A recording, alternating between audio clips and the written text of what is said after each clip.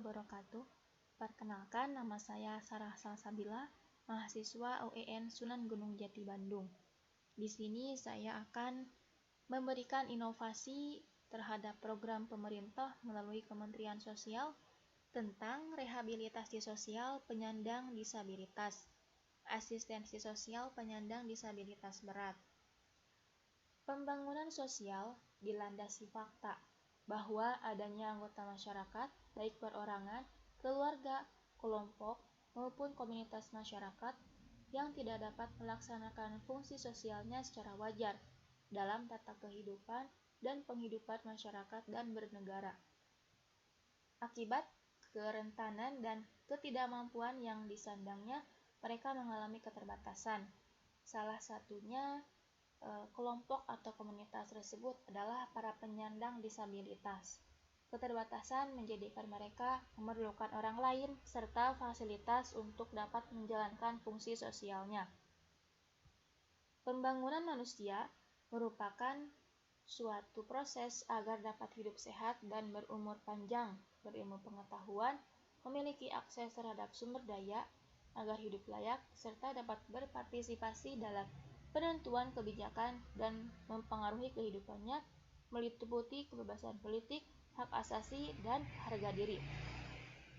Kebebasan mengenai hal tersebut juga merupakan milik mereka. Tidak terkecuali orang dengan disabilitas berhak untuk menentukan pilihan tersebut. Indonesia telah meratifikasi Konvensi Hak-Hak Penyandang Disabilitas yang disepakati oleh 146 negara anggota PBB pada tahun 2007.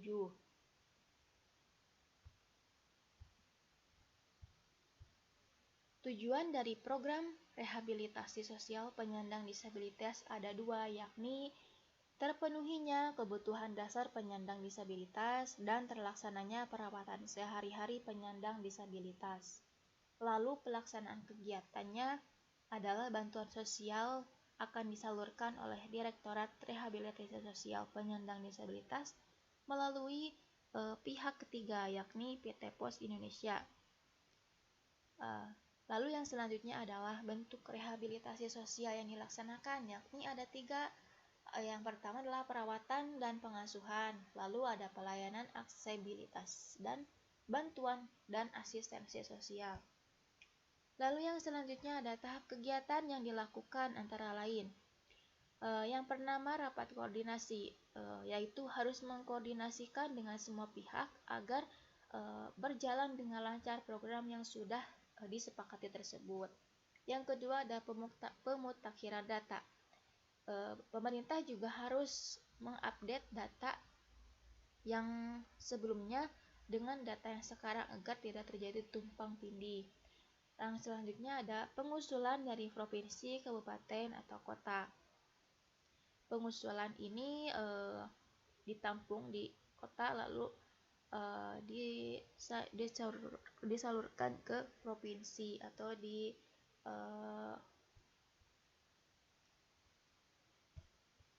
disampaikan ke provinsi siapa-siapa saja yang nantinya akan mendapatkan bantuan. Lalu ada resertifikasi calon penerima bantuan sosial. Lalu ada penetapan penerima ASPDB, dan yang terakhir ada penyaluran melalui PT Pos. Nah, yang selanjutnya ada kriteria penerima bantuan, yakni penyandang disabilitas yang kedisabilitasannya sudah tidak dapat direhabilitasi, tidak dapat melakukan aktivitas kehidupannya sehari-hari, dan sepanjang hidupnya tergantung pada bantuan orang lain, tidak mampu menghidupi diri sendiri, dan tidak mampu melakukan aktivitas sosial. Lalu yang selanjutnya adalah orang yang tidak dapat melakukan aktivitas sendiri sehari-hari seperti makan, minum, dan lain sebagainya. Yang selanjutnya ada orang yang tidak mampu menghidupi diri sendiri dan tidak memiliki sumber penghasilan baik dari diri sendiri maupun dari orang lain untuk memenuhi kebutuhan dasar. Yang selanjutnya ada orang yang berusia antara 2 tahun sampai 59 tahun pada saat pendataan awal dan penggantian calon penerima ASPDB. Yang selanjutnya ada orang yang tidak dapat berpartisipasi secara layak dalam aktivitas keluarga di rumah maupun di masyarakat. Lalu ada orang yang tidak diberikan kepada pelayan yang sedang mendapat pelayanan dalam panti. Lalu yang selanjutnya ada terdaftar sebagai penduduk setempat, dan yang terakhir adalah diutamakan penyandang disabilitas berat dari keluarga yang tidak mampu. Selanjutnya ada pendamping kegiatan. Nah, pendamping ASPDB yang memberikan pendampingan terhadap penyandang disabilitas berat dan keluarga penyandang disabilitas berat dalam memberikan perawatan terhadap penyandang disabilitas berat yang setidaknya dapat melakukan pendampingan 1 kali dalam sebulan. Lalu ada indikator keberhasilan. Yang pertama, indikator keberhasilan dalam program ini adalah sesuai dengan tujuan utama dari pemberian asistensi sosial, yakni tersalurkannya ASPDB kepada penyandang disabilitas berat, terlaksananya program proses pendampingan tenaga pekerja sosial masyarakat, dan pemenuhan kebutuhan makanan yang bergizi, kebutuhan sandang yang layak, dan kondisi tempat tinggal yang baik.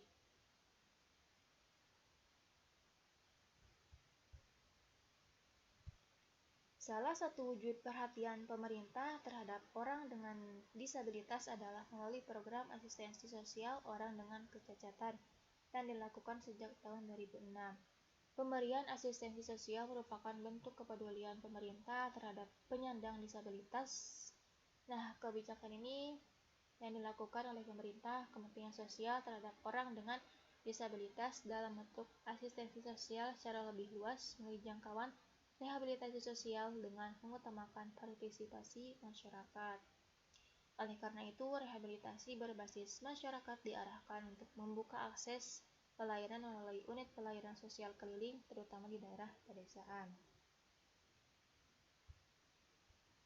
Di samping itu juga ada faktor pendukung dan penghambat dalam program asistensi penyandang disabilitas. Apa saja sih faktor pendukung pelayanan ini?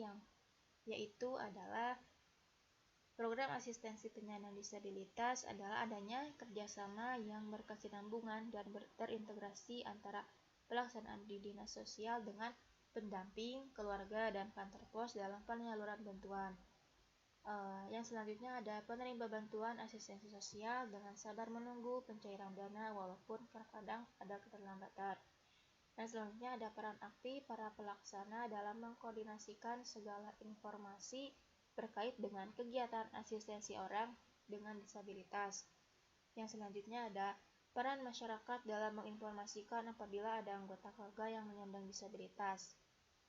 Yang selanjutnya ada proses pelaksanaan sejak sosialisasi, pendataan, seleksi hingga penyaluran bantuan dilaksanakan sesuai dengan target dan tujuan program. Lalu ada peran pendamping sebagai mediator dalam penyampaian bantuan sangat dirasakan oleh penerima manfaat sehingga pelaksanaan berjalan dengan lancar dan dirasakan manfaatnya. Di samping ada faktor pendukung, pastinya juga ada faktor penghambat dalam pelaksanaan kegiatan ini. Faktor penghambat dalam pelaksanaan program dapat dilihat dari kondisi penerima bantuan asistensi. Pada umumnya, para orang tua penyandang disabilitas merupakan keluarga miskin dengan penghasilan yang sangat rendah. Dana bantuan dari pusat tidak tepat waktu atau terlambat dari jadwal yang telah ditentukan, hingga 1 bulan bahkan lebih. Akibatnya, penerima bantuan sering merasa resah, bahkan ada indikasi tidak percaya kepada pelaksana, dinas sosial, ataupun pendamping. Lalu yang selanjutnya ada materi penyuluhan sosial. Saya mengambil judul yaitu mewujudkan atensi penyandang disabilitas. Kemensos kuatkan peran stakeholder.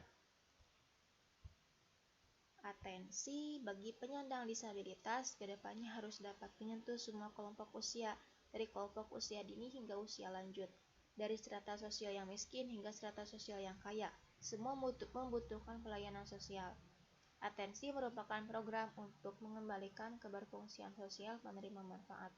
Tujuan yang ingin dicapai dari penyelenggaraan atensi ialah penerima manfaat mampu memenuhi kebutuhan dasarnya, keluarga penerima manfaat mampu melaksanakan program pengasuhan dan perlindungan sosial, dan meningkatkan kemampuan komunitas atau lembaga kesejahteraan sosial yang mampu melaksanakan atensi. Pelaksanaan atensi akan terintegrasi dengan skema bantuan sosial dari program kesejahteraan sosial lainnya. Direktorat Jenderal Rehabilitasi Sosial menyelenggarakan pelayanan sosial bukan memberikan bantuan sosial. Jadi, dapat diambil kesimpulan bahwa dalam menangani penanganan penyandang disabilitas, bantuan hendaknya tidak hanya diberikan kepada yang bersangkutan, tetapi juga bagi keluarga yang merawat. Hal tersebut perlu dilakukan karena keadaan keluarga kebanyakan berekonomi lemah dan tidak memiliki sumber penghasilan yang tetap. Dengan bantuan diberikan kepada keluarga dan penyandang disabilitas tentu memudahkan mereka dalam memenuhi kebutuhan dasar. Kepada pemerintah daerah dan dunia usaha perlu menjalin kerjasama yang terintegrasi antar lembaga dan pemerintah daerah dalam pelaksanaan bantuan bagi disabilitas berat melalui APBD. Kepedulian dunia usaha dapat dilakukan dengan berkontribusi dan berpartisipasi dalam pemberian bantuan bagi penyandang disabilitas berat sebagai upaya menyejahterakan mereka dan keluarga.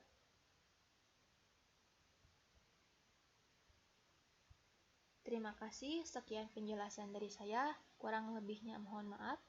Wassalamualaikum warahmatullahi wabarakatuh.